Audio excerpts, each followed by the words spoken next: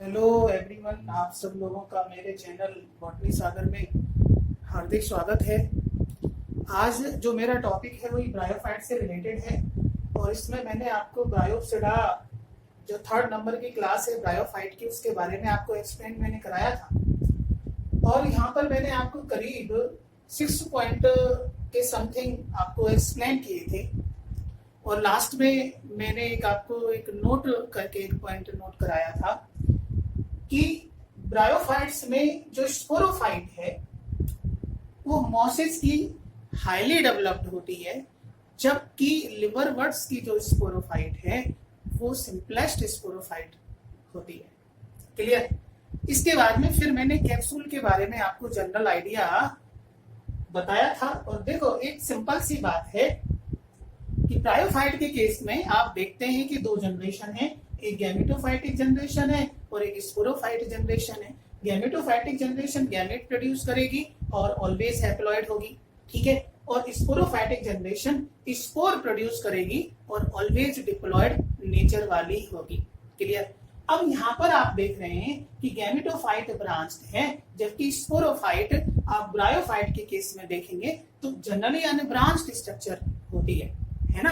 और जैसे कि हम ब्रायोप्सिडा हम स्टडी कर रहे हैं तो भाई ब्रायोप्सिडा तो सबसे एडवांस या मोस्ट डेवलप ब्रायोफाइट है, जिनके अंदर पूरी तरीके से जो गैमेटोफाइट है वो भी स्पेसिफिक होती है और स्पोरोफाइट है वो भी स्पेसिफिक होती है ना। इवन एक बात ये आपको समझनी है कि यहाँ पर जो सेक्स ऑर्गन है गैमेटोफाइट की डिफरेंट ब्रांचों पर प्रेजेंट होते हैं। क्लियर? जो ब्रांच एंथ्रेडियम को बियर करती है उसको एंथ्रेडियोफोर बोलते हैं और जो आर्किगोनियम को, ठीक है, बियर करती है उसको आर्किगोनियोफोर बोलते हैं, है ना। तो यहाँ पर जो स्पोरोफाइट है वो ऑलवेज फीमेल ब्रांच से निकलता है। कहां से निकलता है? फीमेल ब्रांच से निकलता है। क्लियर? और स्पोरोफाइट अनब्रांच देखने को मिलता है। इसके 3 पार्ट मेनली होते हैं, ठीक है, देख रहे हैं आप, एक फुट पार्ट है, एक सीटा है और एक कैप्सूल है ना, जिसको हम स्पोरेंजियम भी बोलते हैं। क्या बोलते हैं इसको? स्पोरेंजियम भी इसको बोलते हैं। स्पोरेंजियम इसको इसलिए बोलते हैं क्योंकि इसके इनसाइड स्पोर्स डेवलप होते हैं, माने स्पोर बियरिंग स्ट्रक्चर, ठीक है। तो कैप्सूल को हम क्या है? स्पोरेंजियम भी बोलते हैं। अब देखो यहाँ पे थोड़ा सा ये समझने वाली बात है कि जो फुट पार्ट है इसका बेसल पार्ट है जो गैमेटोफाइट के अंदर एम्बेडेड होता है ना, और वाटर और शेल्टर के लिए रेस्पॉन्सिबल होता है, वाटर एब्जॉर्प्शन में हेल्प करता है। जबकि हम हेपेटिकोप्सिडा और एंथोसीरोटोप्सिडा की बात करें तो वहां पे ये फूड एब्जॉर्प्शन में भी हेल्प करता है, स्पेशली हेपेटिकोप्सिडा के मेंबरों में। क्लियर? इसके बाद में मिडिल जो इलोंगेटेड पार्ट है, सिलेंड्रिकल पार्ट है, जो स्टॉक बनाता है, जिसको हम सीटा बोलते हैं। क्या बोलते हैं? सीटा बोलते हैं। ये स्टॉक है ये स्पोरोफाइट का और ये कैप्सूल को ऑलवेज एकदम एयर में रखता है। क्लियर? ठीक है, सपोर्ट उसको देता है। और लास्ट इसका जो टर्मिनल लोबोलेटेड पार्ट है इसको कैप्सूल बोलते हैं, that is also known as sporangium, सबसे इंपॉर्टेंट पार्ट है। अब देखिए यहाँ पे एक बात और है कि फुट और सीटा ये दोनों कैसे स्ट्राइल पार्ट हैं। फुट और सीटा ये क्या है? दोनों स्ट्राइल पार्ट हैं, मतलब इनका रिप्रोडक्शन में कोई रोल नहीं होता है। जबकि जो कैप्सूल है, कैप्सूल यहाँ पे क्या है? फर्टाइल पार्ट है। कैप्सूल क्या है? ये फर्टाइल पार्ट है क्योंकि जनरेशन यही बनाएगा, स्पोर्स यही बनाएगा। क्लियर? और स्पोर आपको पता है कि फर्स्ट सेल है गैमेटोफाइट जनरेशन की। गैमेटोफाइट जनरेशन की फर्स्ट सेल क्या है? स्पोर्स ही होती है। अब देखो यहाँ पर मैं कैप्सूल को आपको बहुत सिंप्लीफाई मैनर में समझाने के लिए आया हूँ। इवन बहुत ही इसका कॉम्प्लिकेटेड डायग्राम है, लेकिन मैंने बहुत ही आपको शॉर्ट तरीके से बताने की कोशिश की है। और इस कैप्सूल का मैं एनलार्ज व्यू आपको यहाँ पे मैं इसमें दे रहा हूँ। ये एनलार्ज व्यू मैंने आपके सामने रखा है। ये कैप्सूल का एक क्या है? वर्टिकल सेक्शन यहाँ पे रखा गया है और कैप्सूल में हम देखते हैं कि ये फर्टाइल पार्ट होता है स्पोरोफाइट का and divided into 3 parts. 3 parts में ये डिफरेंशिएट होता है कैप्सूल। सबसे पहला पार्ट इसमें आता है एपोफाइसिस की बात कर लेते हैं। Apophysis, apophysis. दूसरा वाला पार्ट आता है इसका, that is called as theca, that is called as theca. THECA। And third one part आता है इसका, that is called as operculum. मतलब हम सुविधा के लिए कैप्सूल को 3 पार्ट्स में डिफरेंशिएट कर सकते हैं, है ना। अब देखो, आप सबसे पहले देखिए, अब यहाँ पे हम देख रहे हैं कि कैप्सूल का जो स्टॉक है वो क्या है, सीटा है। तो दिस वन इज द सीटा, दिस वन इज द सीटा। और यहाँ से आप देख रहे हैं इस तरीके का ये स्ट्रक्चर है कैप्सूल का, है ना। जो कवरिंग है, मैनी कवर्ड कवरिंग इसके अंदर प्रेजेंट होती है।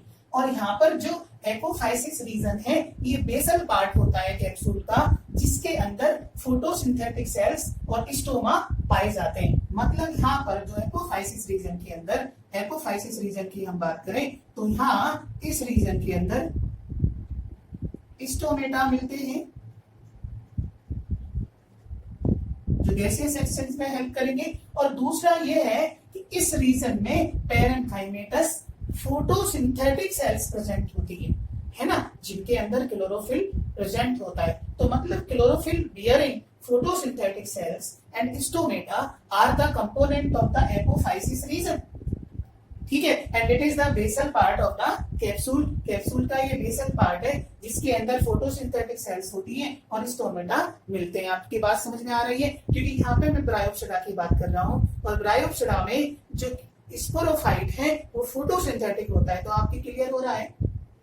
इसके बाद में फिर यहाँ आप मिडिल में देख रहे हैं कि पैरेन्काइमेटस सेल्स का एक मास है जिसमें सेल्स काफी इलोंगेटेड हैं, तो इनको पैरेन्काइमेटस कंडक्टिंग स्ट्रैंड बोलते हैं। पैरेन्काइमेटस कंडक्टिंग स्ट्रैंड, और इनका काम क्या है, वाटर फूड एब्जॉर्प्शन में ये हेल्प करती है ना। क्योंकि ब्रायोफाइट्स में क्या है, वास्कुलर टिश्यूज तो होते नहीं है, जाइलम फ्लोएम एब्सेंट होते हैं। तो यहाँ पर स्पेशल टाइप की पैरेन्काइमा ही कंडक्शन में हेल्प करती है, क्लियर। और फाइनली यही पैरेन्काइमेटस सेल्स इलोंगेट हो जाती हैं और आगे चल करके ये एक, ठीक है, एक हाईली इलोंगेटेड स्ट्रक्चर बनाती है जिसको हम कॉल्यूमेला कहते हैं। तो ये जो मिडिल रीजन है ये कॉल्यूमेला बोला जाता है, इसको कॉल्यूमेला बोला जाता है, ठीक है। अब इस रीजन में आप देखें, हालांकि जो कॉल्यूमेला है ये थीका का पार्ट है, और थीका कैप्सूल के अंदर ये मिडिल फर्टाइल पार्ट है, ठीक है। तो ये एपोफाइसिस तो क्या है, बेसल पार्ट है जिसके अंदर फोटोसिंथेटिक सेल्स होती हैं और स्टोमेटा प्रेजेंट होते हैं, क्लियर। थीका ये मिडिल पार्ट है, ये मिडिल फर्टाइल पार्ट है कैप्सूल का, middle fertile part of capsule, clear. Theca जिसको बोल रहे हैं, है ना। अब इसके अंदर मेनली आपको ये ध्यान रखना है, ज्यादा डीप में नहीं जाना है, कि this part of capsule contain 2 air sac and 2 spore sac. आप देख रहे हैं 2 air sac and 2 spore sac. Spore sac में भी आप देख सकते हैं ये आउटर वॉल है स्पोर सैक की, इनर वॉल है स्पोर सैक की, और दोनों ही ये सैक एक दूसरे से क्या है, अटैच्ड होते हैं, है ना। और इनके बीच जो स्पेस होता है that is called as air sac, इसको बोलते हैं। एयर स्टोरिंग ये बैग लाइक स्ट्रक्चर्स होते हैं। और यहाँ पर आप देख रहे हैं कि जो कॉल्यूमेला है कि it is the central part of theca surrounded by the spore sac. Spore sac के मिडिल के अंदर आप कॉल्यूमेला देख रहे हैं, और कॉल्यूमेला एक क्या है, स्पोरोफाइटिक स्टाइल न्यूट्रिटिव टिश्यू है। कॉल्यूमेला न्यूट्रिटिव टिश्यू है, और आगे ये ओपरकुलम तक जाता है, क्लियर।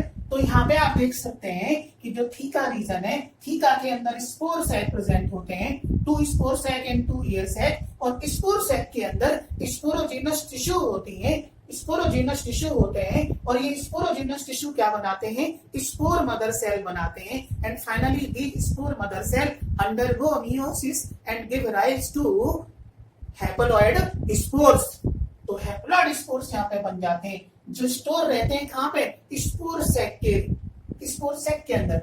हालांकि यहाँ पर स्पोर का जो जर्मिनेशन है वो कैप्सूल में एक्सोस्पोरिक टाइप का होता है, माने जो स्पोर है आउटसाइड ये डेवलप होते हैं, आउटसाइड जर्मिनेट होते हैं, इनसाइड जर्मिनेट नहीं होते। मेरी बात समझ रहे हैं ना आप। इसके बाद में इसका जो अपर पार्ट है, टर्मिनल पार्ट है, जिसको हम ओपरकुलम बोल रहे हैं। ओपरकुलम बोले तो लिड, ये इसका ढक्कन है, ओपर्कुलम लिड है ये, और इस ओपर्कुलम तक ही ये कॉल्यूमेला फैला हुआ रहता है।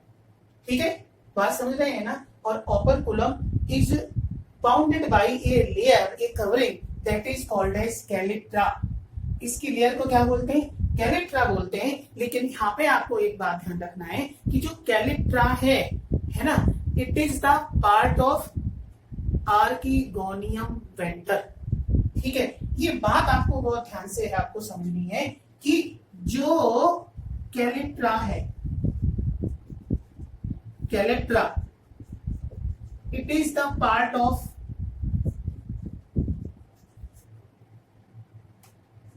Of venter of archegonium. Archegonium के वेंटर का पार्ट है ये कैलिट्रा। इसका मतलब ये गैमेटोफिटिक ओरिजिन का होता है, मींस ये पार्ट हैप्लॉइड रहेगा। कैसा रहेगा? ये हैप्लॉइड रहेगा, क्योंकि ये गैमेटोफाइटिक जनरेशन का पार्ट है, गैमेटोफाइट का पार्ट है ये कैलिट्रा। लेकिन क्या है कि अर्ली एम्ब्रियोनिक स्टेज में जब स्पोरोफाइट डेवलप हो रहा होता है तो उसकी प्रोटेक्शन ये कैलिट्रा करता है।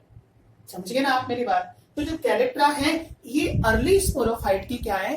प्रोटेक्टिव कवरिंग है, जो प्रोटेक्शन इसको देती है, और ये जस्ट ओपर्कुलम को कवर किए हुए होती है।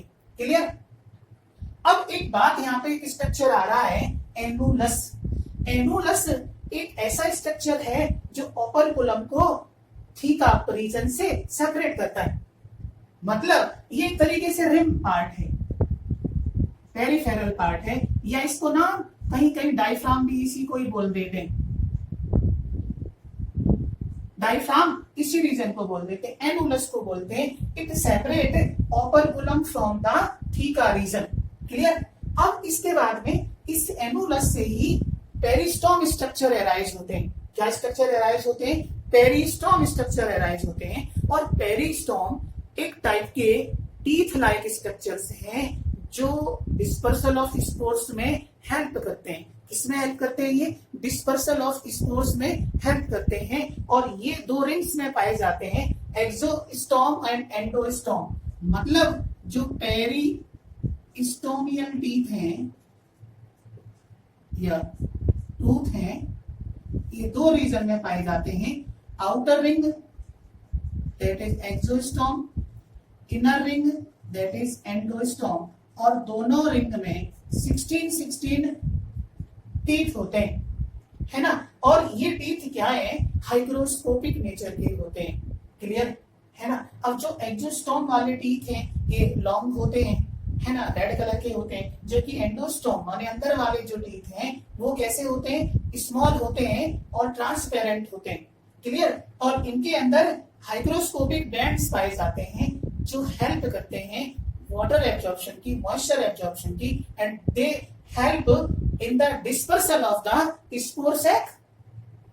स्पोर सैक को ये रप्चर्ड कर देते हैं and finally spores are released free. हालांकि ये बात आपके एनसीईआरटी में भी गिवन है कि ब्रायोप्सिडा के मेंबरों में मोसिस के अंदर जो स्पोर डिस्पर्सल है, जो स्पोरोफाइट है वो मोर इलेबोरेट होता है, मोर डेवलप होता है देन द अदर ब्रायोफाइट। समझ गए ना। तो टोटल टीथ यहाँ पे जो डिस्पर्सल में हेल्प करते हैं वो 32 हो गए। आपकी बात समझ में आ रही है ना। तो इस तरीके से ये पेरिस्टॉम का ठीक है कंसेप्ट आपके हो जाता है। तो सीधा सा आप ये ध्यान में रखो कि जो कैप्सूल है, ठीक है, उसके जनरली 3 पार्ट्स होते हैं। एक एपोफाइसिस है, ये बेसल रीजन है, यहाँ देख रहे हैं आप, ठीक है। इसके अंदर फोटोसिंथेटिक सेल्स और स्टोमेटा प्रेजेंट होते हैं। दूसरा थीका रीजन है। थीका के अंदर आपको केवल यह ध्यान रखना है कि मिडिल रीजन है, इसके अंदर 2 एयर सैक पाए जाते हैं और 2 ही स्पोर सैक पाए जाते हैं जिनके अंदर spore develop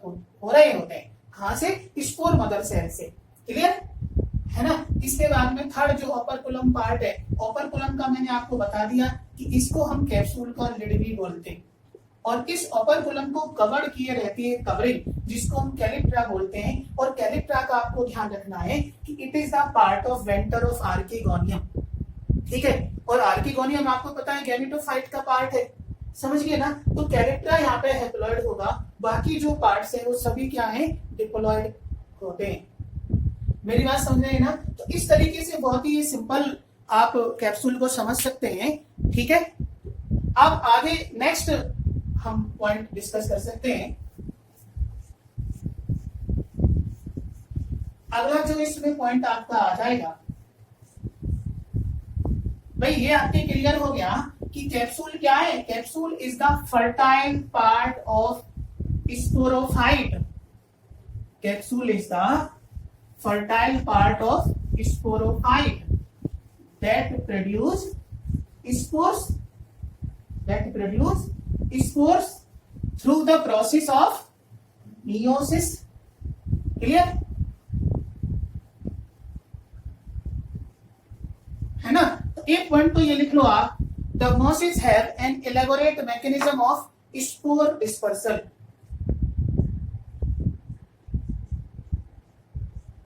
Mosses have an elaborate का मीन्स है most developed या developed.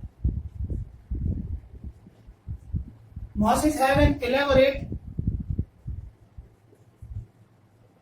mechanism of spore dispersal. Spore dispersal at the time of maturity of capsule. ठीक है, तो फर्स्टली यहाँ पे क्या है कि जो कैलेक्ट्रा है वो रिमूव हो जाता है, फिर ओपरकुलम रिमूव हो जाता है, फिर उसके बाद में पेरिस्टोनियल टीथ यहाँ पर स्पोर को डिस्पर्स्ड करने में मदद करते हैं। आपकी बात समझ में आ रही है ना? ठीक है, अब यहाँ पर एक बात और मैंने आपको बताई थी कि जो स्पोर जर्मिनेशन है वो एक्सोस्पोरिक टाइप का होता है, that is spores develop outside. Spore germination is exosporic, that is spore develop outside the spore sac, outside the spore sac. ठीक है, इसके बाद में क्या है कि जो स्पोर है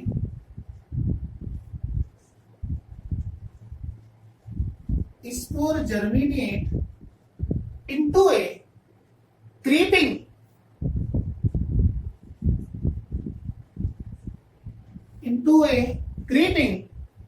green branched and frequently filamentous stage called as protonema. What? Protonema means spore germinate into a creeping green branched and frequently filamentous stage called as protonema. और इस प्रोटोनीमा को हम जुवेनाइल स्टेज बोलते हैं. व्हाट? जुवेनाइल स्टेज माने early stage of the gametophyte.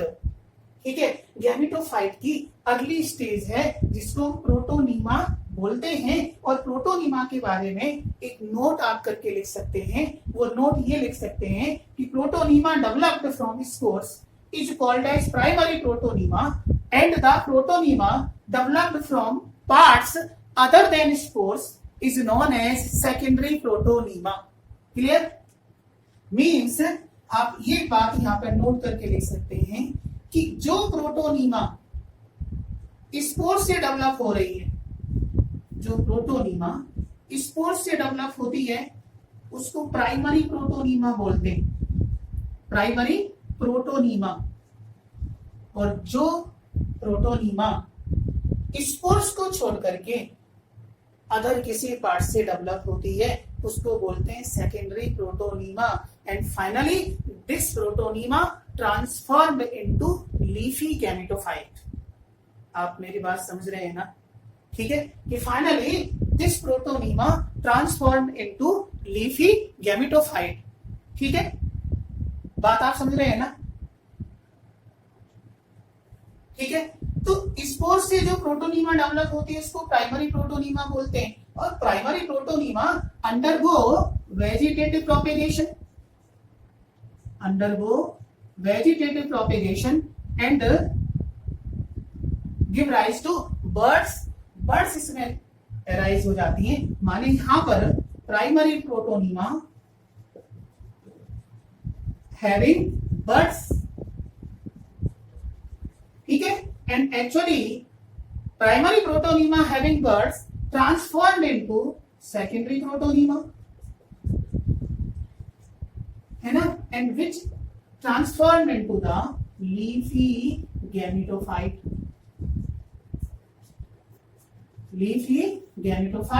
और मैंने आपको डिस्कस किया था कि मोसिस के अंदर जो गैमेटोफाइट है वो काफी वेल डेवलप होता है, लीफी होता है। क्लियर है ना? और लीफी गैमेटोफाइट ही कैसे बना है? As the part of vegetative reproduction. ठीक है, इसके बाद में मोसिस में आप चाहें तो ये थोड़ा सा लिख सकते हैं कि vegetative reproduction in mosses takes place by fragmentation के थ्रू होगा या फिर बर्डिंग के थ्रू होगा in the secondary protonema. Clear? तो नेक्स्ट पॉइंट लिख सकते हैं vegetative propagation takes place through fragmentation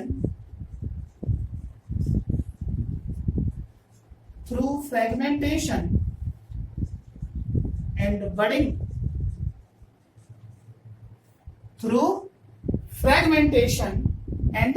budding in the secondary protonema,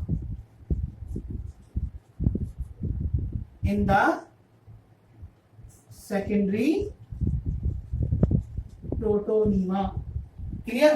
और यहां पर जो कॉमन एग्जांपल देखने को मिलते हैं मोसिस के अंदर, सबसे अच्छा एग्जांपल फ्यूनेरिया का आ जाता है। फ्यूनेरिया। सेकंड आ जाता है पॉलीट्राइकम।